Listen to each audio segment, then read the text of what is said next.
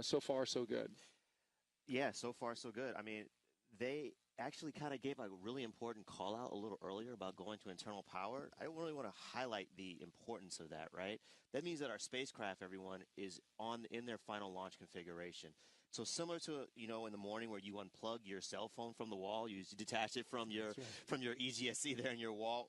That means now that our spacecraft are ready to launch and is ready to do business, just like, your cell phone is attached from this wall, ready to do business with you for the rest of the day. 2 spacecraft on internal power, IMAP and SWIFO. We heard that call out, SWIFO L1. Carruthers, though, not powered up, so there was no switch for them. Yeah, Carruthers is powered off during launch, so they're not powered on. So obviously there's no call to be on internal power for them. But, this is typical. Some of our launch vehicles launch powered on, some launch powered off, so nothing new to see here. IMAP is one of the strictest contamination missions that LSP and SpaceX have worked, and we heard a little bit about it from Amanda as we hear that engines are being chilled on the first stage of the rocket. And that is because these are very sensitive instruments. Correct. And so we're trying to study something that is going to literally rewrite the textbooks. Mm-hmm. We're trying to study how these energetic particles really interact with our solar environment. And so to do that, we need really clean instruments to do that. So think about it like this, right? You're traveling down the road, right? It's a big truck in front of you. It's throwing all this gook in front of on your windshield, right? Sorry, I'll call for RP1 complete there. To actually see where you're going, right, on that road, right, you need to make sure your windshield wipers are clean. So just like we're trying to see what's going on in the local space environment, we need our instruments on all these spacecraft extremely clean. And I want to give a shout out to our contamination teams, both at SpaceX and NASA's Launch Services Program, who made that happen today. And Amanda, you're out there tracking the countdown from your vantage point in Hawthorne, California. Yeah, that's right. So as we enter these final minutes before liftoff, weather is still looking good. We have a 10% probability of violation. We heard a couple of key callouts. First, that engine chill has begun on the first stage. That means that we are performing a priming process. So before any propellant flows, the plumbing and engines will be chilled down to prevent thermal shock and boil off when that ultra-cold propellant begins to move at a high flow rate. We also heard that RP1 load has completed for the first stage booster. So that wrapped up the fuel side of the equation, and we are still loading liquid oxygen onto both stages 1 and 2. Now, RP1, rocket-grade kerosene, and liquid oxygen are the primary propellants for Falcon 9. Those are loaded separately onto the vehicle and chilled below 300 degrees below zero. Propellant is intentionally loaded late into the countdown. Colder propellants are denser, and denser propellants mean achieving more performance out of the same tanks. So simply put, the colder it is, the more mass it can move. Tanks are pressing for strong back retract. That's a great sign that we're on track for an on-time liftoff. So if you look closely, we'll begin to see the process of strong back or TE retraction. Now, at this time, everything is on track. We are working. We're getting some call-outs from nets that you can't hear. We're listening to. Norm and I are both monitoring, and we're hearing good call-outs so far. Yeah, so far so good. We are definitely on track for this launch, and go IMAP. Strong back retract has started. As you can see there, the clamp arms on the strong back, they will start pulling out. Let's watch that. In the meantime, IMAP has switched off their RF transmitter. They are no longer receiving any data from the IMAP spacecraft. That's intentional. And there go the arms as we can see them open up. NLM, this is got LD one on opening countdown up. 1 with status check. And there goes the other. This is NLM. NASA's go for launch. Just heard a great All right, the confirmation SpaceX there. launch director checking in with NASA launch manager, Dr. Denton Gibson. He gave the go, another milestone working us closer to a liftoff today. So like I said before, all the analyses, all the work has come to this moment. So kudos to the team for getting through those polls. Get ready for, in Joe Westlake's words, our cosmic carpool, taking 3 spacecraft, IMAP, SWIFO L1, and Carruthers, on a million-mile journey to L1.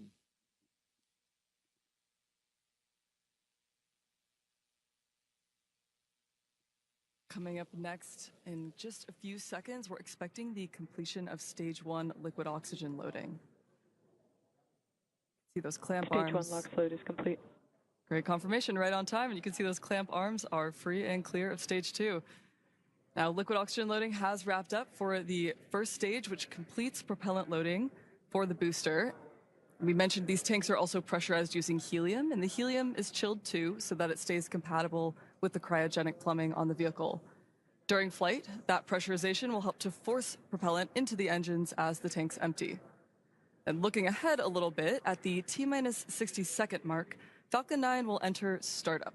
And at that point, the rocket's onboard flight computers will take over. From there on out, the countdown is fully autonomous. Then just inside of T-minus 2 seconds, the 9 Merlin 1D engines will ignite. And once they're at full power, Falcon 9 will lift off the pad and begin its climb to orbit. After engines start, Falcon vehicles are actually held down until all systems are verified as functioning normally before being released for liftoff. It's still shining. Yep. Stage 2 LOX load is complete. All right. The stage 2 LOX load is finished. As you can see, as you look at this rocket, you see that burst of LOX coming off the side. They're just clearing out the line there. Nice little clouds formed when that super chilled liquid oxygen hits this warm Florida air. It's a beautiful morning here on the Space Coast. A little past sunrise. They've closed out the gases at the launch pad, as you can see there. The rocket is super cold, so of course it's condensing the moisture in the atmosphere and giving off those clouds. We're getting ready to lock in on terminal count. That's right, we're approaching the 1 minute mark, at which point Falcon 9 will enter startup.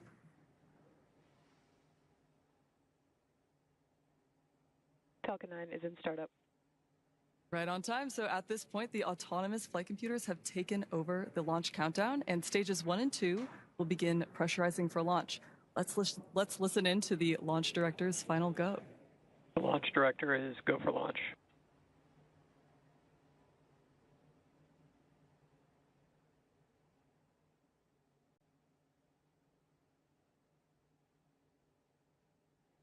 T-minus 30 seconds.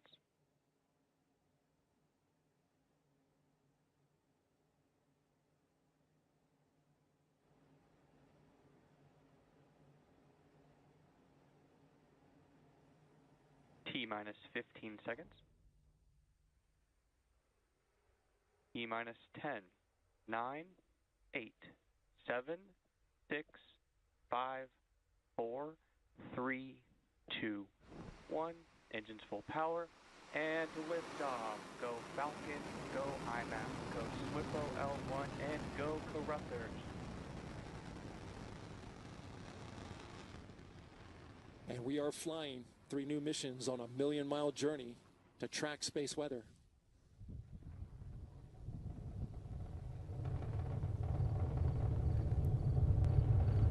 Good-looking flight so far.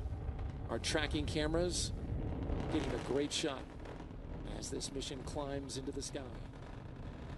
We'll be looking now for those engines to throttle down as we go through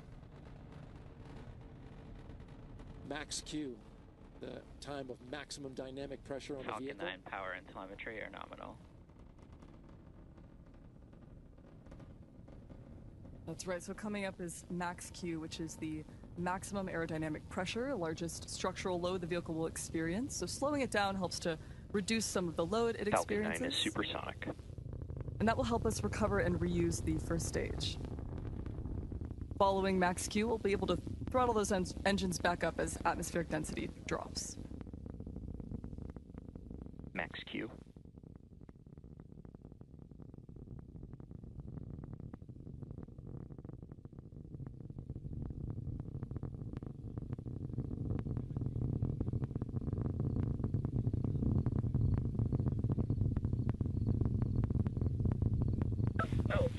MVAC chill.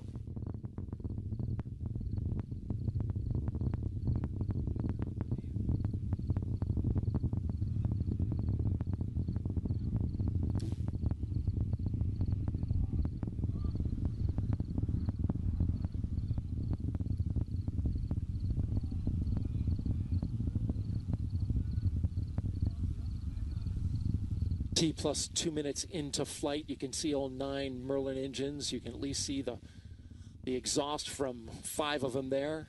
Beautiful shot looking back to the Earth. Got a couple quick call outs coming up.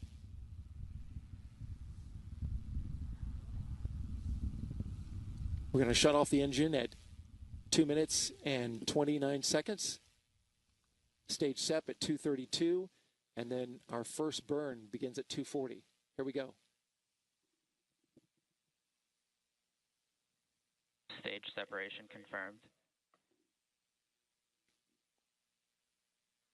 And there it goes.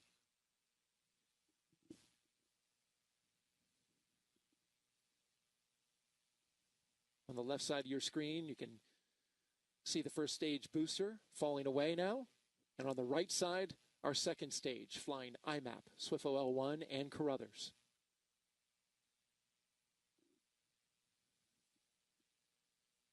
This first burn is a key burn, Norman.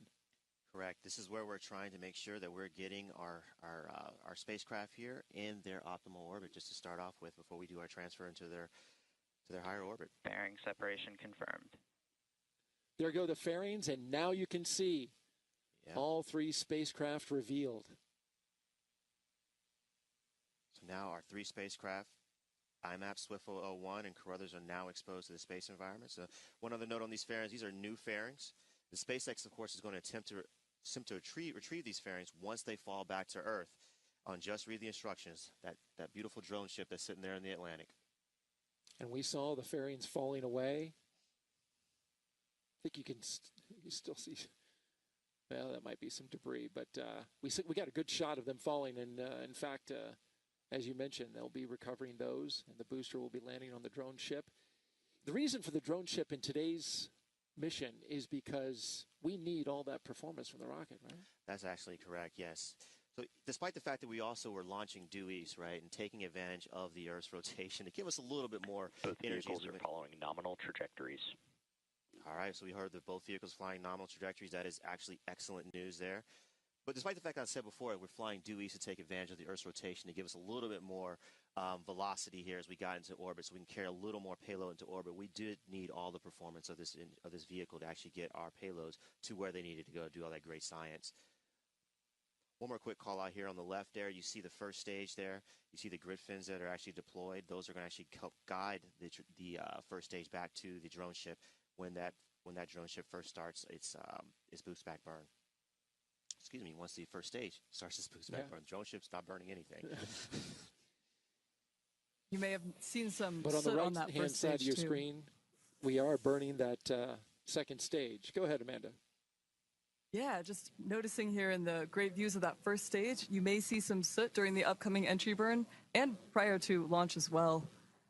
So during the entry burn, that will be the second of 3 total burns. Falcon 9 will be decelerating by reigniting 3 of these Merlin engines on the first stage, and that will cause the vehicle to fly through Merlin's exhaust gases, or the rocket's plume. And that's what deposits the layer of soot on the vehicle's surface. It comes from the carbon-based fuel that Falcon 9 uses, and it builds up a little bit more on the outside of the vehicle, which really gives the Falcon first stage fleet the distinctive reused look. We're looking out for that entry burn coming up shortly.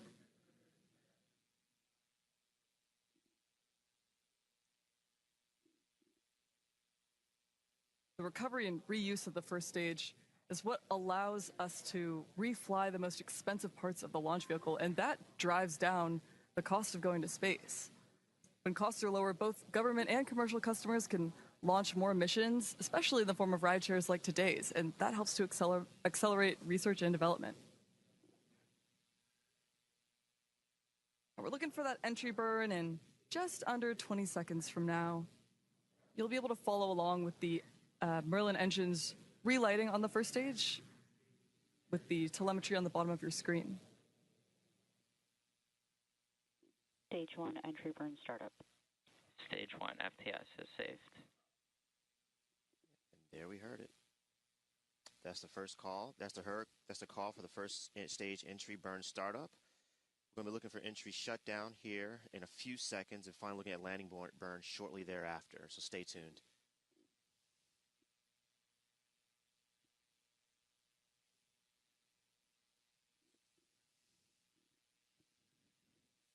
This is the second flight of this booster, Stage and if 1 all entry goes burn well, shutdown.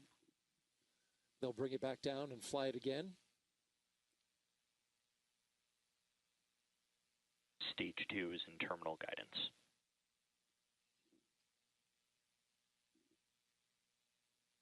Just 30 more seconds on that stage 2 burn. And then we'll cut it off and coast for quite a while. Quite a while until we get to the right point in space to fire it again to put us in our final destination. Just about 50 minutes or so. Stage 2 FTS is saved.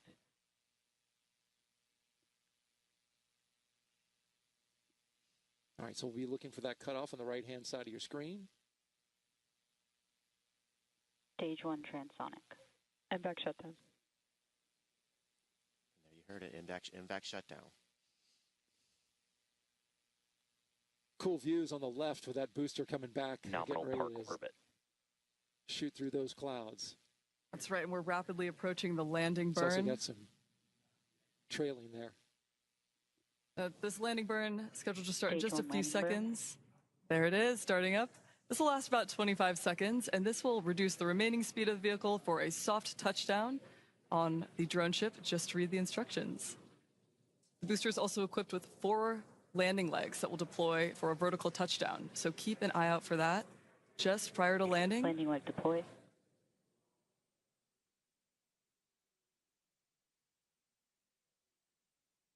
Stage 1 landing confirmed. Beautiful touchdown there of the first stage, and that marks the second landing for this booster.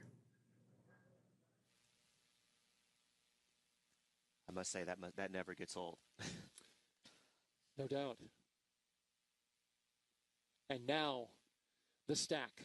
You can see it's not quite illuminated incredibly well, but up there is IMAP, Carruthers, and SWIFO L1. We will continue to monitor the progress during coast phase, but for now, let's send it back to the host desk with Megan and Kelly. If you're just joining us, welcome to NASA's live launch coverage of 3 science missions. NASA's Interstellar Mapping and Acceleration Probe, or IMAP, NASA's Carruthers Geocorona Observatory, and the National Oceanic and Atmospheric Administration Space Weather Follow-On Lagrange 1, or SWIFO L1. I'm NASA's Megan Cruz, and this is NASA heliophysicist Kelly Korrick, who is super excited to see launch today. So excited to see launch today. It's always a great day to have a launch. And with the beautiful sunrise we had here, I mean, it was just really fun to watch. And also, there's like a crowd of people here behind us, and we just all heard them cheering and clapping. Yes, yeah, and the fact that you can feel it here, there is something special about actually being here and being able to feel that. And we're trying to tell you as much as we can about it, but there is something special about feeling the rumble and watching it go up and just knowing all those hopes and dreams and scientific discoveries are on their way now. Yeah, it was really great to see, guys. Less than 10 minutes ago, again, a SpaceX Falcon 9 rocket lifted off from that launch pad right behind us here, 39A at Kennedy Space Center in Florida. It really was an incredible launch. And you really said it there. It is like we are watching the hopes and dreams of so many people from across the country that have worked together to bring these science missions to launch today. Yes, yeah, and to protect our astronauts and to really understand that space weather that those 3 will study.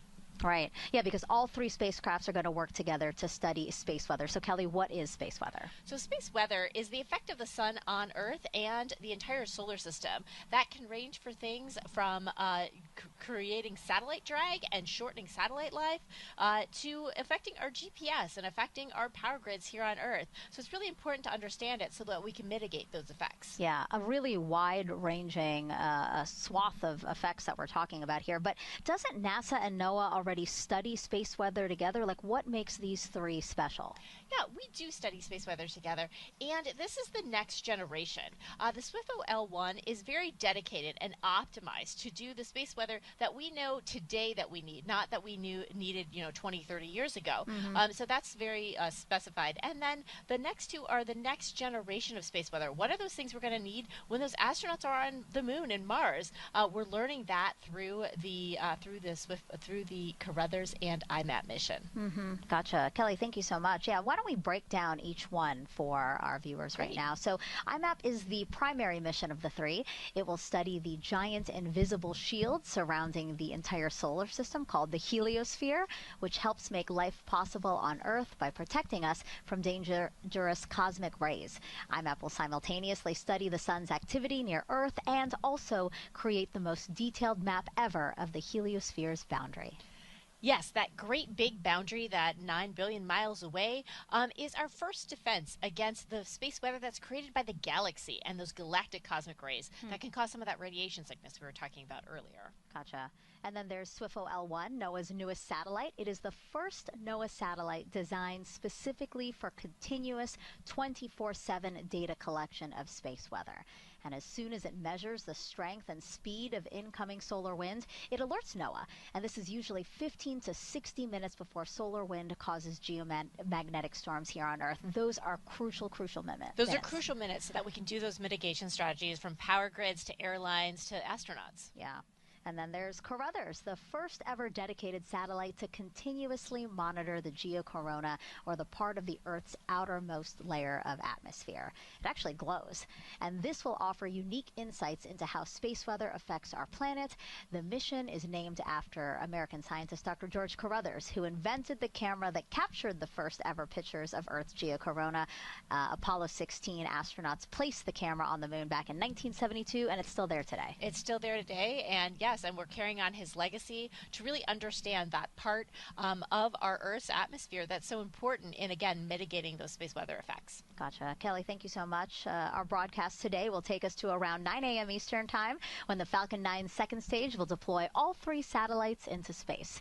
Let's welcome back Joy Ung now, who is with Casey Swales, NASA's Deputy Associate Administrator, and Nikki Fox, the Associate Administrator of NASA's Science Mission Directorate. Casey and Nikki, thank you so much for joining me. Thank you for having us. How was launch for you guys? It was amazing. I have to admit, I completely cried, and I'm trying not to do it again. Even the countdown, I got so emotional on this one. There's so much on there. There's so much heliophysics and so much great NASA science. And our mom got to be on. So it's amazing. Yeah, it's a beautiful day here at Kennedy. Absolutely. So NASA is going to take astronauts back to the moon with the Artemis missions. Can you tell us how the 3 new missions today will help get us back to the moon, Casey? Yeah, absolutely. So, when we go back with Artemis, right, we're going further into space than we've gone in over 50 years. And when we send our astronauts, it's important that we're sending them safely. And in order to do that, we have to understand space weather. So even when you think about packing for a trip, what's the first thing that somebody asks you? What's the weather? What are you packing? And so we have to think about that. Understanding space weather, understanding the sun better, understanding solar flares, solar storms, radiation, how it impacts a spacecraft, how that spacecraft interacts with the crew. That's really important. So we're launching Artemis 2 next year. We're building a sustainable presence on the moon, and then we're going to send astronauts to Mars. And so when we land those astronauts on the moon, land them on Mars, it'll be missions like this that help contribute to making sure they got there safely. That is very, very exciting. So Nikki, what other NASA science research is happening right now that will help inform the Artemis missions? There's so much. Every mission in our fleet is really playing its part in the Artemis missions. Science enables exploration, exploration enables science. And, we are excited about all of the missions that we have up there. These are going to, really give us cutting edge, the newest measurements. We've been measuring space weather for a long time, but these are just going to be this next generation. And then, of course, a little bit later this year, we'll be launching Escapade, which will go and study basically the weather and the space weather at Mars. And so we really, really are playing our part in the Artemis mission. And so with astronauts going back to the moon, how will that benefit us here on Earth, Casey? Yeah, so, Artemis is more than just exploration, right? It's about inspiration. It's about national pride, national leadership. It's about economic growth. For every dollar that's spent at NASA contributes to multiple dollars in economic output. It's about technology advancement, AI, robotics, advanced manufacturing, and that leadership that NASA does, contributes across the world. And so that's really what Artemis is going to bring back to everyone here on Earth when we go. Thank you so much for joining me, and I'm so glad that we could all be here for launch today. It was a beautiful launch. Yes, and thank you for having us. Go IMAP. Go IMAP. Go Brothers. Go Swifo. Go NASA. Thank you, Falcon. Okay, so back to you, Megan and Kelly. Go, go, go, go. That's right, guys. All right, we invited you to send in your questions about today's launch. So Kelly is ready for a few more, yeah? Definitely, yeah. Love the curiosity. Keep them coming. Yeah, really great questions so far. This one's from Zayshan Ahmed. How long does it take to build and integrate the satellites onto the rocket? Yeah, these all took a long time. Satellites, 2017 was when this was initially proposed. And so then we took that time to actually build it up. Then you go through a design phase, then a build, then you actually have to test it once you've built everything, and then you're integrated into the spacecraft. So it's taken the time from 2017 to now. So that's around 8 years. Yeah, and that's IMAP specifically. And then in that process, we identified the rideshare Swifo L1 and Carruthers, yeah? Right, definitely, yeah. So within that, then Carruthers was a little bit shorter of a time frame in terms of 21. It was approximately the time when it was turned on and started actually building. But before that, folks have been designing these and thinking about them for quite a while. We always have that next question in mind, and that next generation, always innovating here. So it takes a little while to get those innovations into print and metal and then launched on a beautiful launch like today. Yeah, that's what's so impressive about scientists, always thinking about the next challenge and how they could meet it. So, okay, well, again, thank you for sending us those questions. Just keep them coming using the hashtag AskNASA across our social media platforms. All right, so the IMAP spacecraft was built by Johns Hopkins Applied Physics Laboratory in Maryland. Here with us now is Dr. Martina Goulidou, a project scientist with APL. It is so great to have you here, Martina. So happy to be here. I think my heart is still racing. I know. How was it to see launch today? Oh, it was amazing. I teared up a little bit. No, I'm glad. Again, this is so important to you guys. Again, she's part of the IMAP team. Yes. So really, we've been talking about the science behind what we're trying to study here with these spacecraft, describing the heliosphere as a bubble, right? Yes, exactly. You can think of the heliosphere as a bubble that is being inflated by the solar wind, a constant stream of charged particles that is being emitted by the sun. Mm-hmm. So maybe we can pretend this little guy is our sun? Yes, so Martina had homework for me. She asked me to bring some props. So I have a balloon and I have a balloon pump. So you're saying the pump is going to be like the yes, the sun. sun. And the solar wind, so the strongest the solar wind, the more the heliosphere is being inflated. Mm-hmm. And now when the solar wind gets weak, our heliosphere is being deflated. Okay, so the pressure inside affects the shape, the size. Exactly. Yeah, so what about the outside, though? What is that expanding into? Yeah, so the whole heliosphere is actually flying through our galaxy and what we call our interstellar medium, gas and dust that is existing between the stars. When the pressure from that medium is strong, the heliosphere contracts even more. Okay. And when the pressure of that medium is weak, it allows the heliosphere to breathe again and expand. There we go. Yeah. So basically, we are taking into account internal and exterior forces that changes the shape of the heliosphere. But why is that important to know? Yes, so our heliosphere is actually a shield that protects us from harsh galactic radiation. So we don't know whether life would exist on Earth the way it is now if we didn't have that protective bubble, right? So it is important as we go and explore other exoplanets in other astrospheres, we want to understand first our home in the galaxy and how we came about. And that's what IMAP's going to help us study. Exactly. Go IMAP. Oh, that's right. Go IMAP. Thank you so much, Martina. I appreciate you being here. And congratulations. Thank you. Okay, so IMAP is going to start collecting data about 3.5 months after launch. For more on that, let's bring back Joy, who's now with Dave McComas, IMAP's principal investigator from Princeton University. Dave, thank you so much for joining me today. How was launch for you? Oh, it was so exciting. We are all so happy. The whole IMAP team is just delighted. So IMAP, as Megan said, is going to reach Lagrange point 1, which is 1 million miles from Earth, around January. What do you expect IMAP to be doing and seeing as it takes measurements in January? Yeah, so just incredible science. We'll be measuring the sun, what comes out from the sun, the particles, the magnetic fields.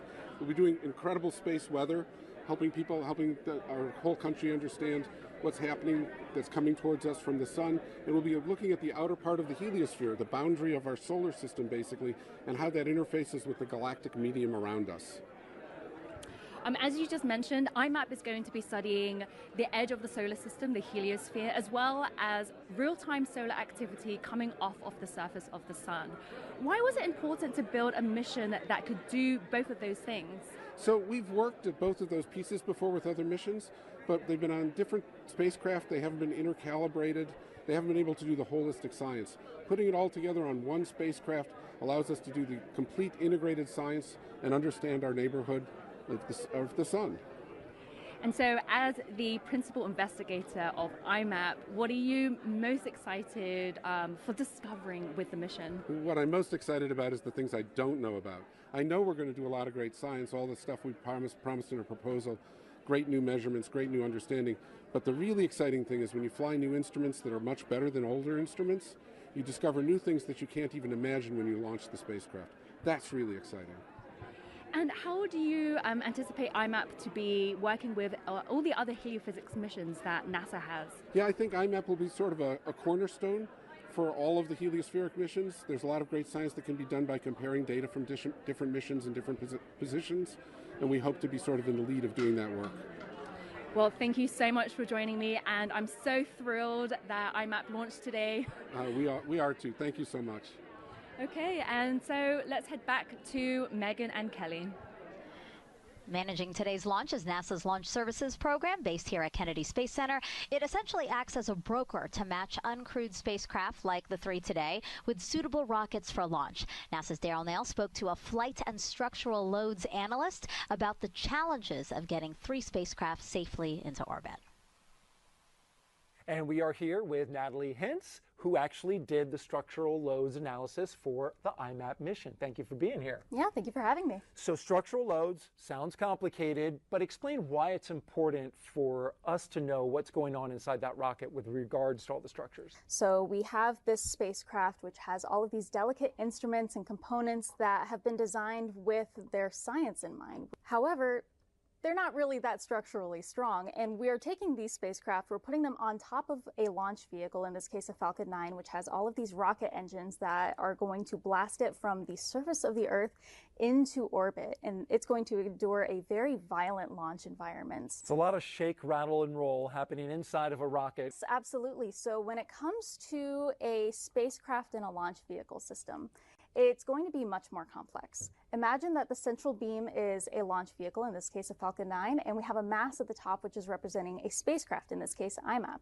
Look at how that system is being excited. I'm not shaking the base very much here, and yet look at how much it is actually vibrating. I'm activating the first mode of the system. So we think of this as, something that's not good inside of a rocket if it were to move around like that in that clamshell. We actually have a system of spacecraft. So we have IMAP, and we also have its ride shares, SWIFO L1 and Carruthers, which are hanging out on an ESPA ring just underneath IMAP. That's right. So I actually brought my own SWIFO L1 and Carruthers here so that we can understand how that's going to change the system.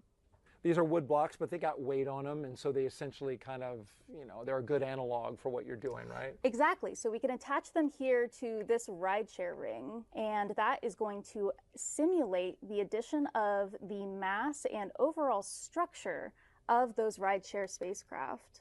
All right, so you can already see here the static deflection is changing because we've added mass to the system. But not only that, we're not really interested in the static shape here. We are interested in the dynamic shape. So again, it's sitting on the pad, getting ready for liftoff. The engines ignite, and look at how much more it is moving. Not only that, but the shape that it's moving at has changed. So looking at the spacecraft here, we have IMAP on top of a payload adapter and a rideshare ring, which has SWIFO opposed to Carruthers. And all 3 of these spacecraft are forming one unique payload stack, one unique system. Throughout our coupled loads analyses, we derived the launch environment that these would experience during flight. And much like I shook this rocket model, we also shook those spacecraft during vibration testing to make sure that they are rated to and can survive the vibrations that these spacecraft will see during launch. So in the end, we found that through analysis and testing, these 3 spacecraft are ready to go and they are good for launch. Thank you so much, Natalie. Appreciate the time, and thanks for explaining it. Absolutely. Now, this isn't the first time NASA and SpaceX are working together to send great science into orbit. For more on that, let's head back to Amanda and Hawthorne. Thanks, Megan. Since 2016, NASA's Launch Services Program has partnered with SpaceX to fly some of the agency's most important science missions, spanning everything from Earth climate monitoring to astrophysics and planetary defense. In 2016, we launched our first LSP mission, Jason-3, which was a payload to measure global sea level rise. That success paved the way for TESS in 2018, a mission that transformed our search for planets by scanning nearly the entire sky for new worlds. In 2020, Sentinel-6 Michael Freilich carried a radar altimetry reference mission to extend the legacy of sea surface height measurements. This is critical to understanding climate change. Altimetry is the study of height, or measuring altitude, things that go up. And in this context, Sentinel-6 carries a suite of instruments which provide high-accuracy altimetry data monitoring for sea surface height, significant wave height, and wind speed, as well as monitoring inland water levels and ice characteristics. Then in 2021, LSP entrusted Falcon 9 with DART, the first ever test of planetary defense, and that went on to prove that humanity could intentionally change the orbit of an asteroid moonlet. That same year, IXP opened a brand new window to the universe by measuring the polarization of X-rays from black holes and neutron stars. The collaboration continued with SWAT in 2022, which is now delivering detailed global maps of rivers, lakes, and ocean currents. And then with Psyche in 2023, a Discovery-class mission to explore the metal-rich asteroid 16 Psyche. This will reveal how planets may have formed, and that launched on Falcon Heavy. PACE, GOES-U, and Europa Clipper all launched in 2024. Europa Clipper, NASA's flagship mission to Jupiter's moon Europa, was sent to search for signs of life beneath its icy shell. PACE and GOES-U are working to advance our understanding of plankton, aerosols, clouds, and ecosystems that regulate Earth's climate to strengthen severe storm and space weather monitoring, respectively. In March of this year, Falcon 9 launched the SphereX mission to survey the entire sky with infrared light. That launched alongside Punch, which will study the sun's outer atmosphere. Just in July, tracers delivered twin satellites to investigate magnetic reconnection, the fundamental driver of space weather. That brings us to today.